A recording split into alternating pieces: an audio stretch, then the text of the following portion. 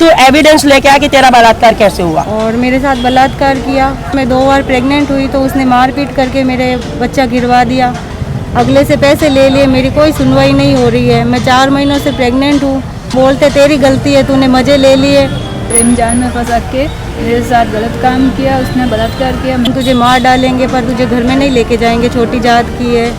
बलात्कार करके चले गए। और मेरी मम्मी, जब मैं चिल्लाने लग गई तो मेरी मम्मी आई थी बाहर, मेरी मम्मी को मारने पीटने लग गए। मेरे वीडियो और फोटोज वगैरह उसने बना लिया। उसके थ्रू मेरे को ब्लैकमेल करता रहा, मेरा शोषण करता रहा। पुलिस वाले मुझसे ही मेरे पे ही दबाव डाल रहे। उन्होंने बोला कि तू झूठ बोल रही है। मैंने कहा मैं झूठ नहीं बोल रही, मेरे साथ हुआ है तभी तो मैं बोल रही। मेरे को इसका प्रूफ ला के दो। मेरे साथ बलात्कार हुआ तो मैं एविडेंस बनूं, और वो पुलिस वाले मुझसे एविडेंस मांग रहे हैं।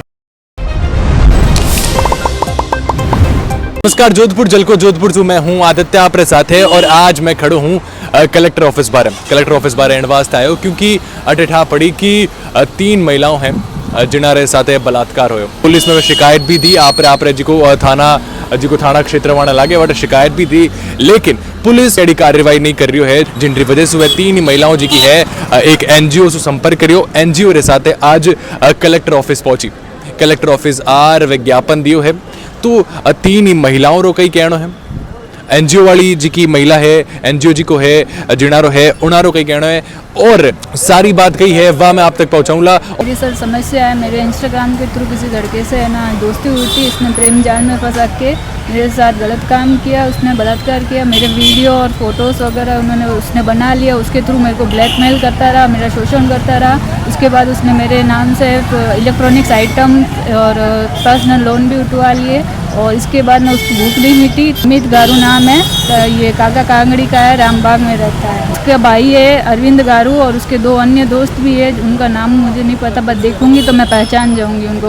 तो अभी लिटरली उन्होंने 2 दिन पहले तो अमित गारू को गिरफ्तार कर लिया, लेकिन उसके भाई और 2 अन्य आरोपी अभी भी खुले घूम रहे हैं, और ना ही उनसे कुछ ऐसा सामान बरामद किया। उल्टा पुलिस वाले मुझसे ही मेरे पे ही दबाव डाल रहे। सुबह से शाम तक मुझे वहाँ पर पूछताछ के दौरान बैठा के रखते थे। उस वक्त मेरी तबीयत भी बहुत ख़राब रहती थी। उन्होंने बोला कि तू झूठ बोल रही है। मैंने कहा मैं झूठ नहीं बोल रही, मेरे साथ हुआ है तभी तो मैं बोल रही। मेरे को इसका प्रूफ ला के दो। मेरी मेडिकल जांच हुई है, मेरे पास जो प्रूफ थे, एविडेंस थे, मैंने उनको दिए हैं। उसके थ्रू भी वो मुझ पर दबाव डाल रहे हैं। मंदिर थाने का ऐसा ये मामला, और पुलिस वालों ने सब चार्जशीट की है। मैंने सब जाके उनके साथ में जाके उनको बताया है, सब जगह पे जहाँ वो मुझे लेके गया है, जहाँ उसने मेरे साथ ये चीज़ें गलत की है। उसके दोस्त ने, उसके भाई ने जो भी किया वो भी बताया। वो बोल रहे हैं कि तेरे साथ बलात्कार हुआ तो उसका एविडेंस लाके। मेरे बयान हो चुके हैं और वो एविडेंस मांग रहे, तो उसके एविडेंस तो उसके अगले के पास में है, मेरे पास मैं कहाँ से लाऊंगी। मेरे साथ बलात्कार हुआ तो मैं एविडेंस बनूं, और वो पुलिस वाले मुझसे एविडेंस मांग रहे हैं कि तू इस चीज़ का एविडेंस लाके। घर पे डिलीवरी पे आई हुई थी, सीजर से मेरे लड़की हुई। तो मैं बाहर चौक में सो रही थी, बरंडे के पास में हवा आ रही थी। हवा के वजह से मेरी बच्ची को तो मैं अंदर सुला रही थी और मैं बाहर सो रही थी। मेरे साथ में बलात्कार हुआ था।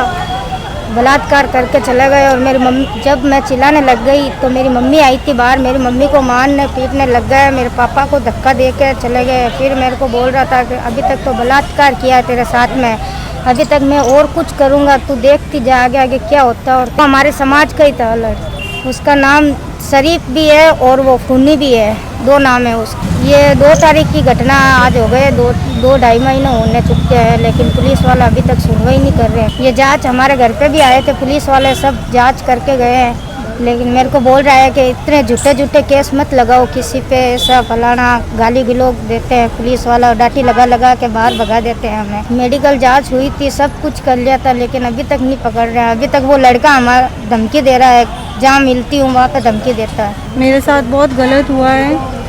मैं विक्रम सिंह नाम का लड़का है जो 3 साल से मेरे साथ रह रहा था और मेरे साथ बलात्कार किया। और इस दौरान मैं 2 बार प्रेग्नेंट हुई तो उसने मारपीट करके मेरे बच्चा गिरवा दिया। जब मैं तीसरी बार प्रेग्नेंट हुई तो मैंने उसको बोला भाई मुझे अपने घर लेके जाओ शादी करके। तो उसके माँ बाप बोलते हम तुझे मार डालेंगे पर तुझे घर में नहीं लेके जाएंगे, छोटी जात की है। चौपास में हाउसिंग बोर्ड थाने में मैंने अपना मुकदमा दर्ज किया। तो वो मुझे आज 20 दिन से वहाँ पे बुला के बिठाते हैं। अगले से पैसे ले लिए, मेरी कोई सुनवाई नहीं हो रही है। मैं 4 महीनों से प्रेग्नेंट हूँ। अभी जाती हूँ वहाँ पे तो वो बोलते तेरी गलती है, तूने मज़े ले लिए और अभी तू हमारे पास आ रही है। मुझे कोई न्याय नहीं मिल रहा है। ये सूतला चौपास में गजानंद कॉलोनी। ये 3 पीड़िताएं मेरे पास आई हैं एनजीओ में, इनको जब पुलिस में कोई सुनवाई नहीं होती है तो बेचारी हार कर मेरे पास आई हैं कि मैडम हमारे साथ ये घटना घटित हो गई है कि हमारा बलात्कार हो गया है। एक के साथ तो बहुत ही बुरा हुआ है जो कि प्रेग्नेंट है अभी और उसे छोड़कर भाग गया है। 2 गर्भ उस व्यक्ति ने उसके गिरा दिए थे, अभी तीसरी बार फिर प्रेग्नेंट है। पुलिस के पास जाती है तो पुलिस बोलती है कि तू अपने मज़े के लिए पहले उसके पास गई थी और अब मज़े कर, और उसकी कोई सुनवाई नहीं हो रही है। एक पीड़िता है जो उसके घर वालों ने ही उसके साथ सामूहिक बलात्कार किया है और जब वो भागे तो उनको इतना मार के भागे, चोटों के निशान उसकी माँ के ऊपर और उसके ऊपर थे। पीड़िता का और उसकी माँ का मेडिकल भी हो गया है। एक पीड़िता जो है जिसके साथ की एक व्यक्ति ने ऐसा किया कि वो तो लड़की मरने जा रही थी तो कोई उस बच्ची को ट्रैक पे देखा तो मेरे पास लेके आए कि मैडम इसकी मदद करें।